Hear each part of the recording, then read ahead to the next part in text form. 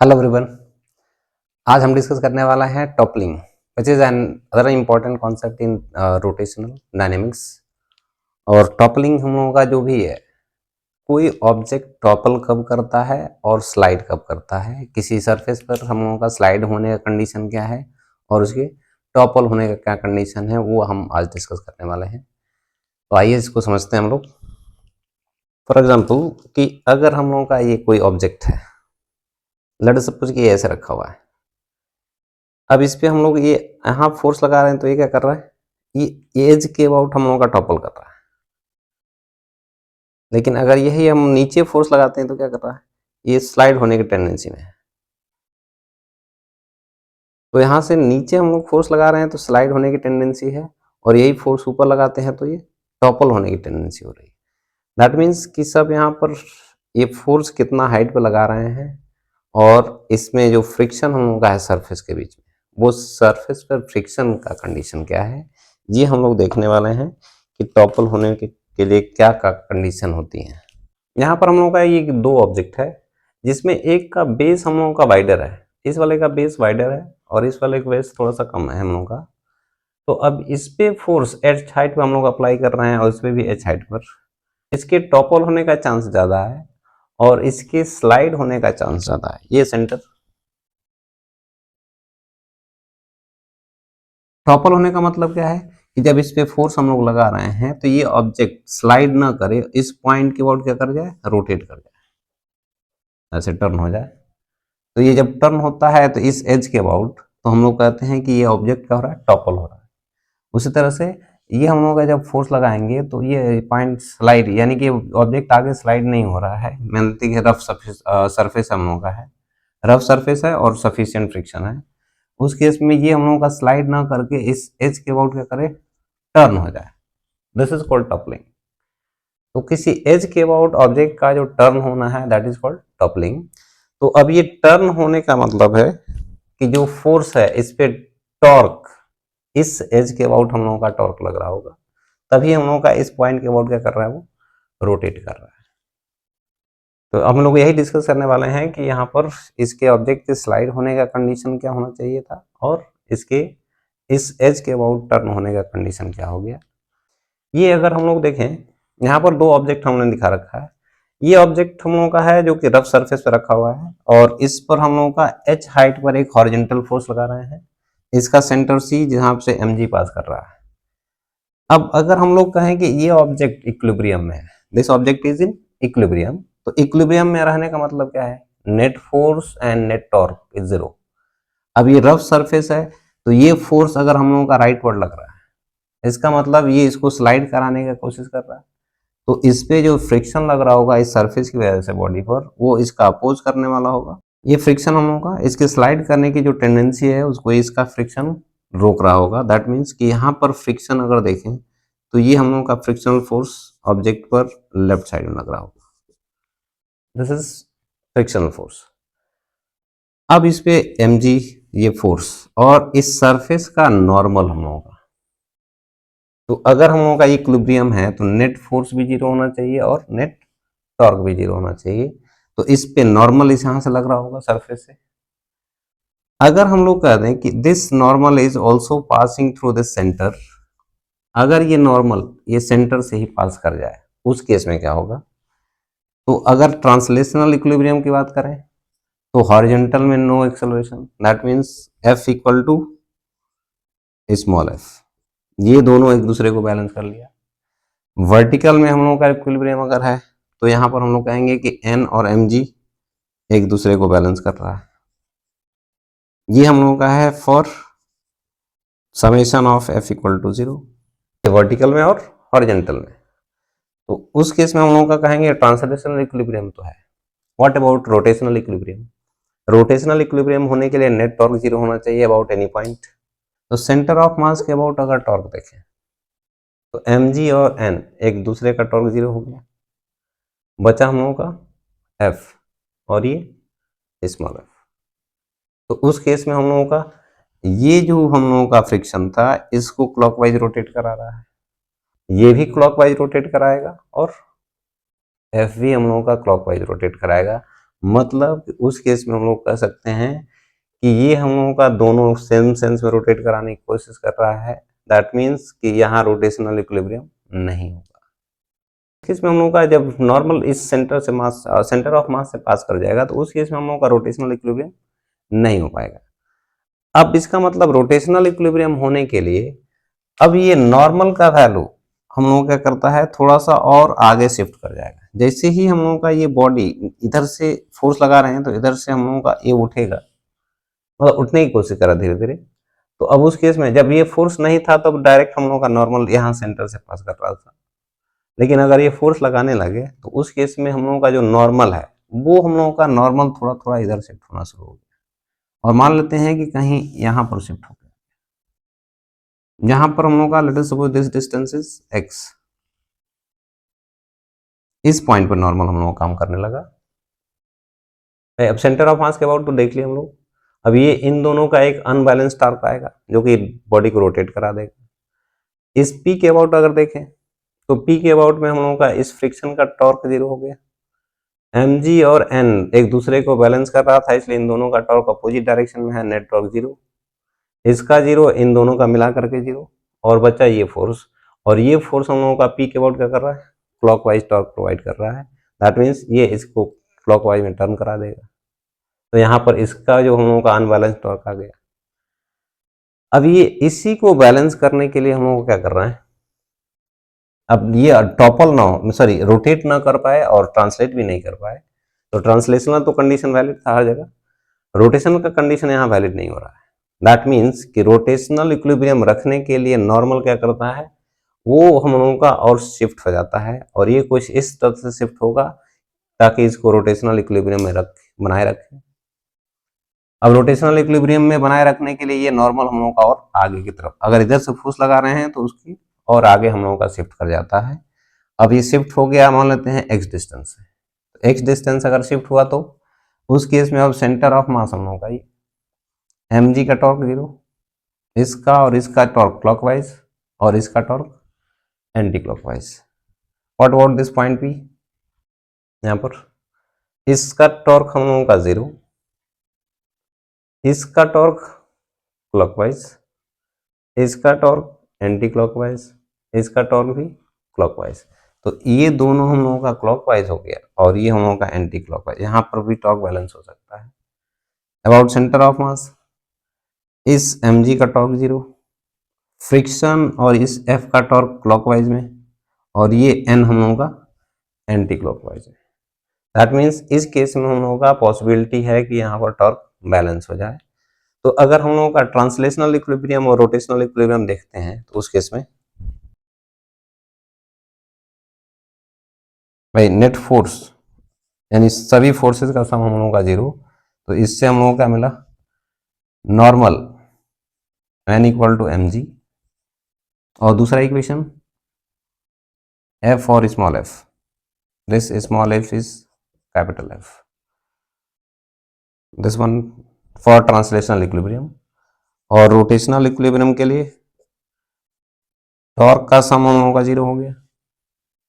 इसका मतलब क्या है, इसमें सेंटर ऑफ मास के अबाउट अगर टॉर्क देखते हैं तो ये इस F हम लोगों का कितना डिस्टेंस पे है नीचे,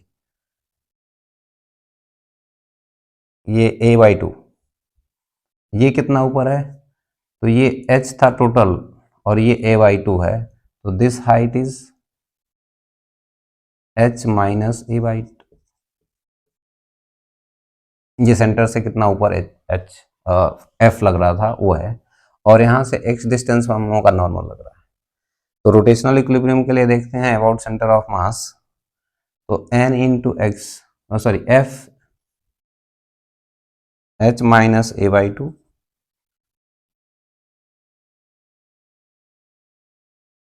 इस फ्रिक्शन का torque plus f into a/2, और ये नॉर्मल का torque minus n into x, this would be zero. अब यहां से हम लोगों का n का वैल्यू कितना है mg और f का वैल्यू कैपिटल F, तो यहां से हम लोगों का finally F into H minus A by two plus capital F into A by two equal to N is M G into X. तो यहां से हम लोगों का कंडीशन एक F into H minus F A by two और F A by two cancel हो गया, तो this F into H should be M G into X. This imply that x should be into h divided by mg। ये हम लोगों का normal इतना shift कर गया। अब ये जब बॉडी हम लोगों का टॉपल होगा, जिस समय टॉपल होगा उस समय इस एज के अबाउट रोटेट करना शुरू करेगा। दैट मीन्स कि उस समय हम लोगों का जब बॉडी कुछ इस तरह से ये सरफेस था और बॉडी जस्ट ये इस तरह से थोड़ा सा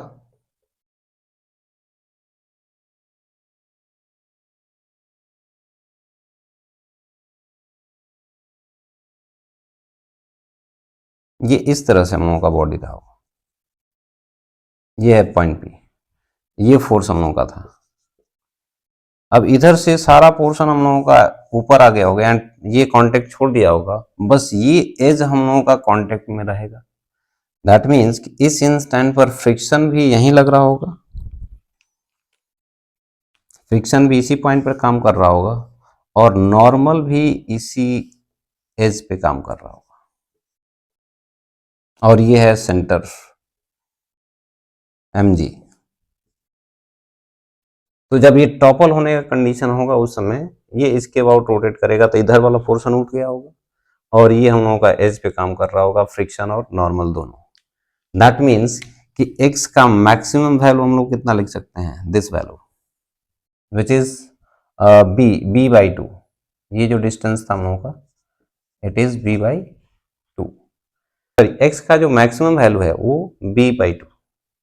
since x is always less than b by 2, that's why f into h divided by mg is always less than b by 2। तो यहां से एक्चुअली हम लोगों का f डिवाइडेड बाई mg और f का वैल्यू एक सही कंडीशन अगर लेते हैं तो ये less than b by two H times mg। इसका मतलब क्या है, इस केस में हम लोगों का फ्रिक्शन अभी सफिशिएंट था और ये हम लोगों का F फोर्स अप्लाई कर रहे थे इसको टॉपल करने के लिए।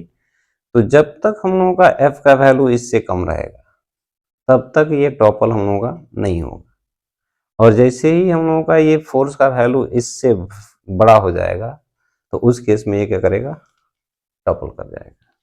अब इस टॉपल होने का कंडीशन हम लोग डायरेक्ट क्या लिख सकते हैं, इसमें टॉपल होने के लिए अगर इसके अबाउट देखें तो ये h हाइट था हम लोगों का और ये हम लोगों का है b by two, this distance is b by two, और ये फ्रिक्शन तो हम लोगों का इसी पॉइंट पे काम कर रहा था। तो इसके अबाउट ये टर्न होगा यानी रोटेट करेगा कब, जब फोर्स ऑफ जो अप्लाइड फोर्स था इसका टॉर्क ज्यादा हो और इस mg का टॉर्क, क्योंकि mg का टॉर्क इसके अबाउट क्या है, एंटी क्लॉकवाइज, और इस फोर्स का जो टॉर्क है वो क्लॉकवाइज। तो क्लॉकवाइज जब टॉर्क ज्यादा होगा एंटी क्लॉकवाइज से तब ये हम लोगों का क्लॉकवाइज रोटेट करना शुरू कर देगा। दैट मीन्स कि for toppling f into h should be greater than mg into this distance b by 2। इसका मतलब f should be greater than mg into b by 2h, जो कि इसके पहले भी कंडीशन लिखे थे कि नॉट टॉपल होने का कंडीशन था कि f का वैल्यू मैक्सिमम इससे कम रहना चाहिए तब हम लोगों का टॉपल नहीं होगा, और इससे जैसे ही ज्यादा होगा उस केस में ये टॉपल हम लोगों का हो जाएगा।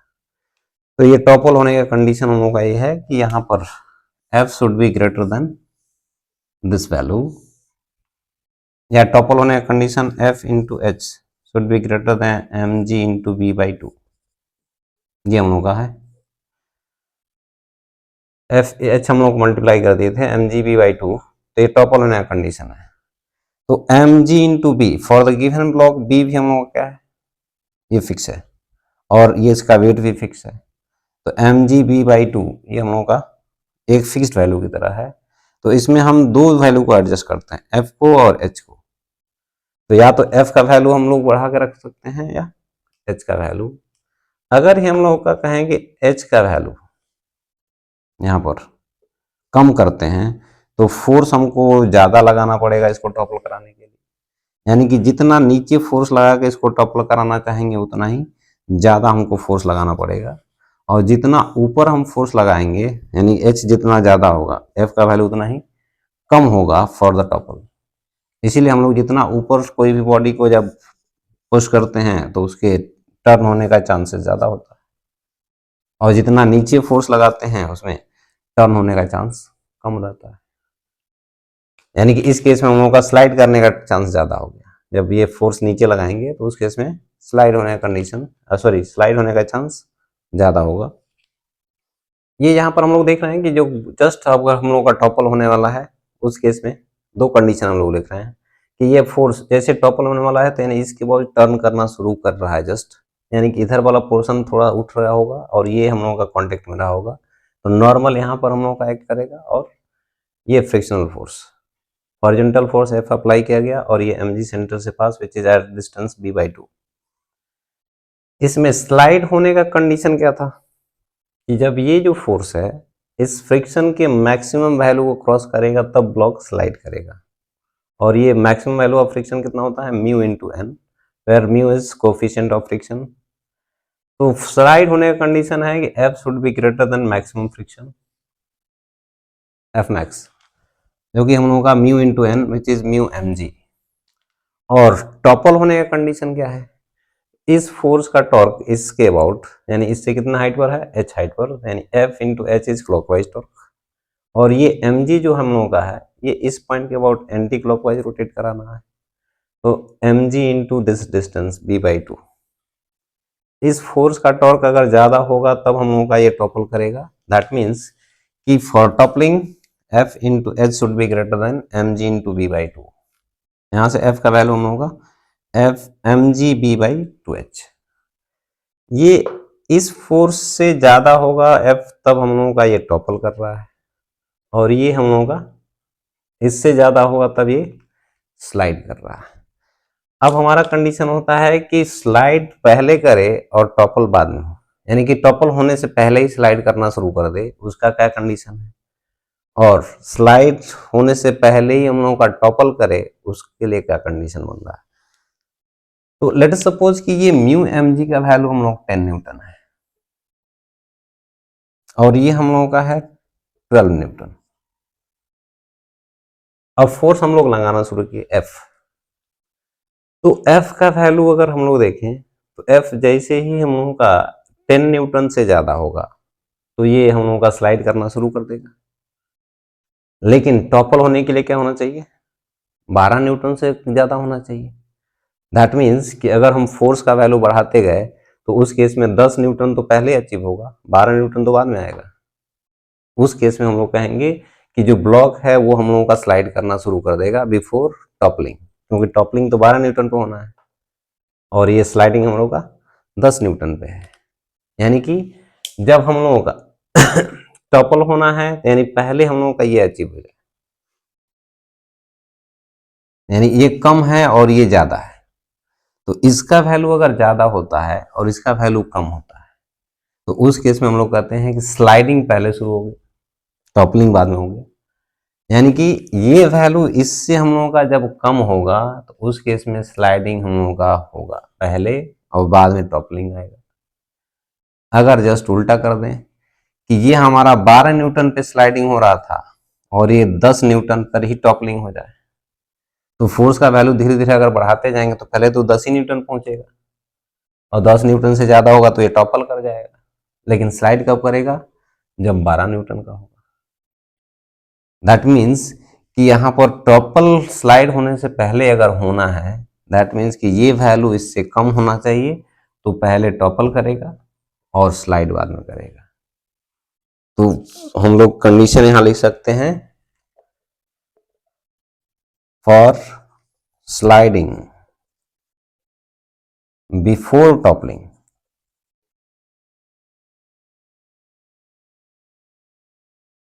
स्लाइड पहले होने के लिए हम लोगों का ये जो फोर्स होना चाहिए कम होना चाहिए, इससे टॉपल होने वाला फोर्स ज्यादा होना चाहिए। ये स्लाइड होने के लिए फोर्स कम चाहिए, that means this should be less then, sliding तभी होगा ये फोर्स हमारा जब इससे कम हो गया, यानी कि mu M G should be less than M G into B by 2h। तो यहां से हम लोगों का कंडीशन क्या मिला, एम जी और एम जी तो कैंसिल हो गया, यानी कि friction coefficient should be less than B by 2h। ये फ्रिक्शन कोफिशिएंट हम लोगों का v बाई 2h से अगर कम होता है तो उस केस में हम लोगों का स्लाइडिंग पहले हो जाएगा। ये हम लोग का कंडीशन आ गया फ्रिक्शन पे, रफ सरफेस। इसका जस्ट अपोजिट कंडीशन अगर लिखा जाए तो फॉर टॉपलिंग बिफोर स्लाइडिंग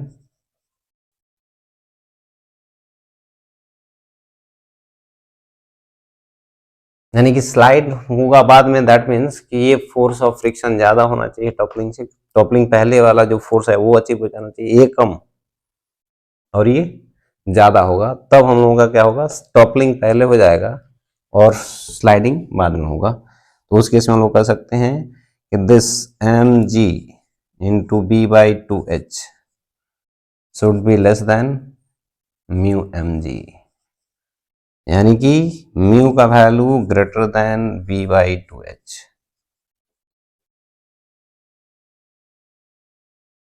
तो ये अगर b बाई 2h से ज्यादा होगा कोफिशिएंट ऑफ फ्रिक्शन तो उस समय टॉपलिंग हम लोगों का पहले होगा, स्लाइडिंग बाद में होगा।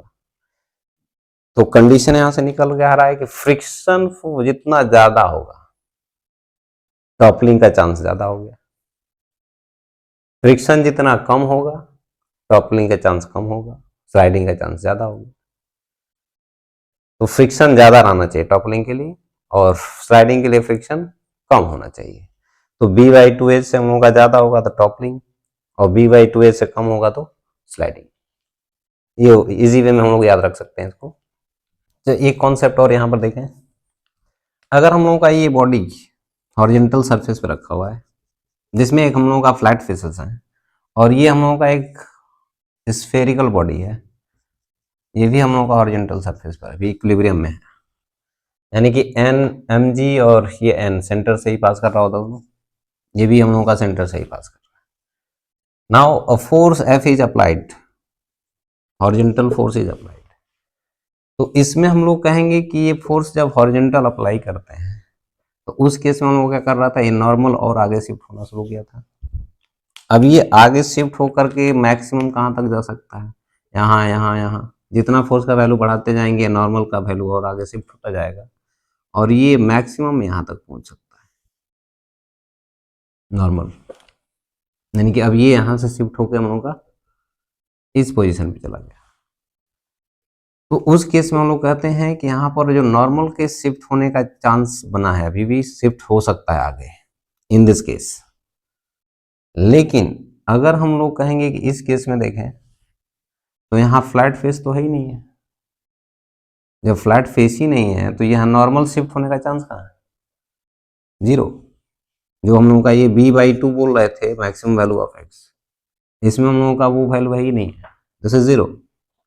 इसीलिए हम लोग कोई भी फोर्स अप्लाई करते हैं तो this body roll starts rolling, इस पे जब कोई फोर्स लगाते हैं क्योंकि इसमें नॉर्मल शिफ्ट होने का कहीं जगह ही नहीं है, इसीलिए इस तरह के बॉडीज में जिसमें कोई फ्लैट फेस ही नहीं होता है वो हम लोगों का जब फोर्स अप्लाई करते हैं तो इट स्टार्ट्स रोलिंग।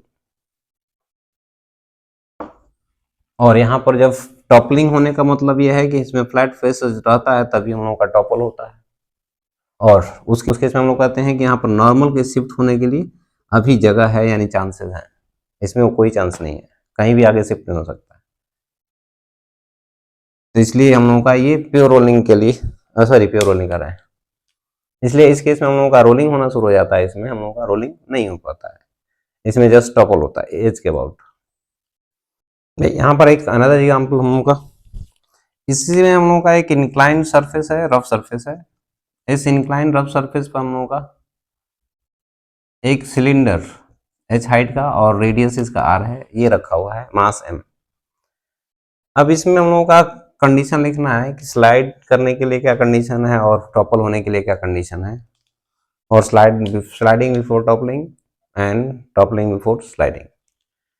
तो इसमें हम लोग कह सकते हैं कि mg जो है एक्ट कर रहा है वर्टिकली डाउनवर्ड, इसका दो component mg sin theta and mg cos theta. अब ये जब भी टॉपल होगा तो हम लोगों का ACH के अबाउट, ये पॉइंट P अगर बोल देते हैं, दिस पॉइंट इज P, इसी के अबाउट हम लोगों का ऐसे टॉपल कर सकते हैं। तो टॉपल होने का कंडीशन क्या है कि अब सेंटर ऑफ मास, ये जो सेंटर ऑफ मास दिख रहा है, इसके अबाउट टॉर्क, फ्रिक्शन, नॉर्मल हम लोगों का जो लग रहा होगा, नॉर्मल तो यहाँ शिफ्ट हो गया होगा,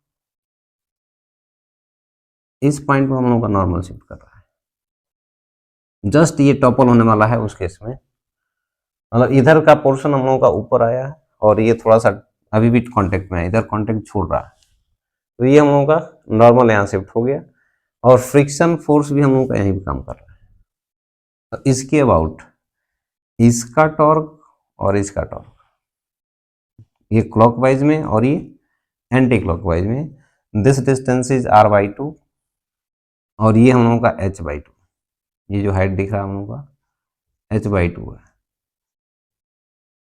तो for toppling this torque of this force यानी कि mg sin theta into h/2 that should be greater than, इसका जो टॉर्क है which is this one AR distance mg cos theta into r।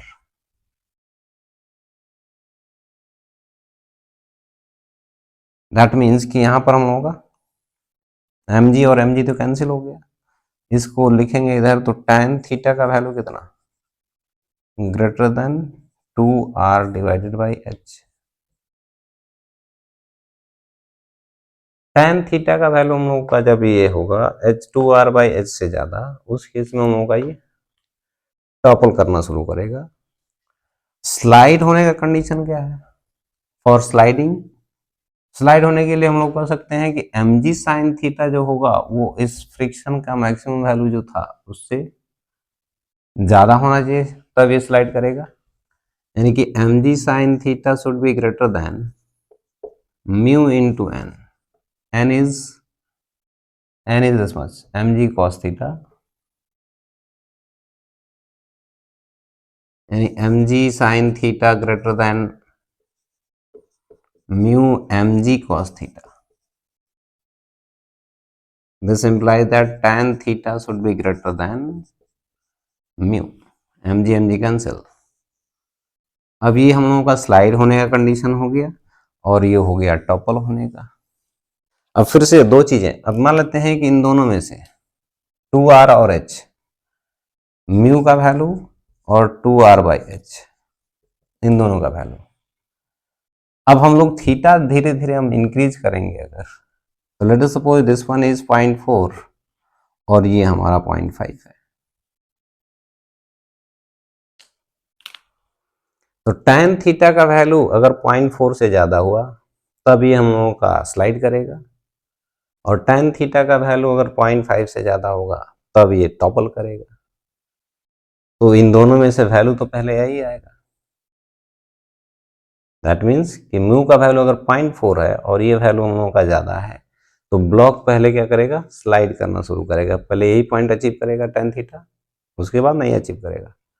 यानी कि म्यू का वैल्यू जब 2r/h से कम रहेगा उस केस में हम लोगों का ब्लॉक पहले स्लाइड करना शुरू करेगा।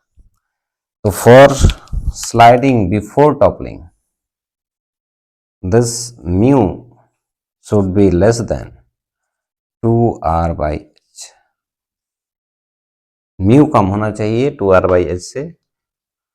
और इसका जस्ट रिवर्स मान लेते हैं कि ये अगर हम लोगों का 0.5 हो गया और ये 0.4 हो गया, तो जैसे ही 0.4 पहुंचेगा ये टॉपल हो जाएगा, tan थीटा तो पहले 0.4 ही आएगा, उसके बाद 0.5 पहुंचेगा ना, धीरे धीरे हम लोग बढ़ा रहे थे, थीटा जितना बढ़ेगा tan थीटा बढ़ेगा, तो 0.4 अगर पहुंचता है तो टॉपलिंग हो जाएगा, और 0.5 पहुंचेगा तब हम लोगों का स्लाइडिंग शुरू हो रहा है। दैट मीन्स पहले इसमें हम लोगों का टॉपलिंग शुरू हुआ।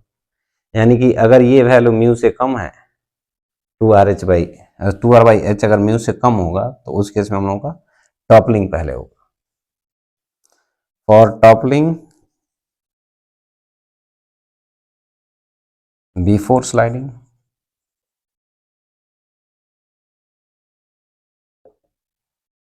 This mu should be greater than or equal to, limiting condition में 2r/h।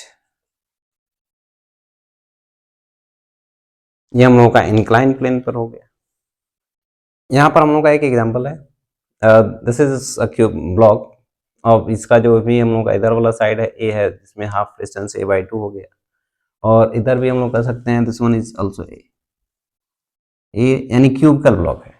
क्यूबिकल ब्लॉक वहाँ से हम रफ सरफेस पे रखा हुआ है, और इस पर हम लोगों का यहाँ से 3a/4 हाइट पर एक फोर्स अप्लाई किया गया है हॉरिजॉन्टली, और हमको बताना है कि what is the minimum value of F so that this cubical block tip over about this point P. Minimum value इसका कितना हो ताकि ये हम लोगों का इस पॉइंट के अबाउट क्या करे, टॉपल कर जाए, and this friction is sufficient. ये रफ है। उस केस में हम लोग कंडीशन क्या लिख रहे थे कि ये जब नॉर्मल हम लोग का जैसे ही टिप करने वाला है, उस केस में हम लोगों का नॉर्मल यहाँ पर, भाई हमेशा टॉपलिंग का जब भी केस बनेगा नॉर्मल को हम लोग यहाँ बना सकते हैं, और फ्रिक्शन हम लोगों का इधर एक्ट कर रहा होगा, यानी कि इस पॉइंट के अबाउट इन दोनों का टॉर्क क्या हो जाता है, 0। बच्चा हम लोगों का ये एक mg और एक f, तो f into sorry torque for toppling f into 3a/4 and this should be greater than, और लिमिटिंग कंडीशन में equal to mg into this a/2, यानी कि f should be greater than 2 mg/3, यानी कि minimum value हम लोगों का 2 mg/3 अगर होता है तो उस केस में हम लोगों का ये डबल कर जाएगा। इसी में दूसरा क्वेश्चन क्या हो सकता है कि अगर हम लोगों का ये ना दिया जाए, if this is h and this one is mg/2, if this is mg/2, ये जो फोर्स है हम लोगों का इसके वेट का हाफ है, तो उस केस में हम लोगों का टॉपल होने का कंडीशन। अब इस h पे क्या बन रहा है वो देखते हैं कि h का वैल्यू कितना होना चाहिए ताकि ये ब्लॉक इस पॉइंट के अबाउट क्या कर जाए, टिप ओवर कर जाए। तो उस केस में हम लोगों का कंडीशन क्या बनेगा, f into H should be greater then mg into this a/2, और ये है हम लोगों का mg/2, f का वैल्यू है हम लोगों का mg/2 into H should be greater then mg into a/2। तो यहाँ से हम लोग कहेंगे कि h should be greater than, और लिमिटिंग कंडीशन में इक्वल टू, अब a से बड़ा होना चाहिए, लेकिन ये तो मैक्सिमम हाइट a ही है, यानी कि इससे हम लोगों का जब बड़ा होगा तब हम लोगों का ये टॉपल करना शुरू करेगा। अब यही चीज हम लोग कह सकते हैं कि अगर ये फोर्स हम लोग डायरेक्ट यहाँ पर अप्लाई कर देते टॉप सरफेस पर, तब इस f का मिनिमम वैल्यू कितना होता ताकि टॉपल करे, तो this f into A, height कितना हो गया a, and that should be greater then mg a/2। तो उस केस में हम लोग का कह सकते हैं कि f should be greater then mg/2, क्योंकि a कैंसिल हो गया, यानी कि टॉप मोस्ट पॉइंट पर अगर हम लोगों का mg/2 फोर्स लगाते हैं तब हम लोगों का टॉपल हो जाएगा। तीसरा क्वेश्चन यही हम लोगों का बन सकता है कि अगर हम लोगों का ये फोर्स F अप्लाई किया गया, if this is force F, तो what is the minimum value of F so that this block tips over इस पॉइंट के अबाउट क्या होगा, टॉपल कर जाए। तो मिनिमम वैल्यू F के लिए हम लोग क्या कर सकते हैं, भाई जितना हम लोगों का इसका टॉर्क ज्यादा होगा फोर्स का वैल्यू, फोर्स का टॉर्क जितना ज़्यादा होगा mg/a/2 से, हम लोग कहेंगे कि यह टॉर्क। तो उस केस में अभी हम लोग जो सॉल्व कर रहे थे, let us suppose this is h, तो f इंटू एच, ये हाइट हमने मान लिया, h हाइट पर लगाया हमने। तो टॉपल होने के लिए क्या था, f into H should be greater then mg into a/2। इसका मतलब यह है कि h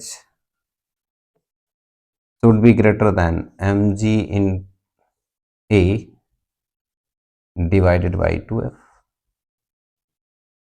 लेकिन हम लोग क्या कर रहे हैं कि h का वैल्यू मैक्सिमम कितना हो सकता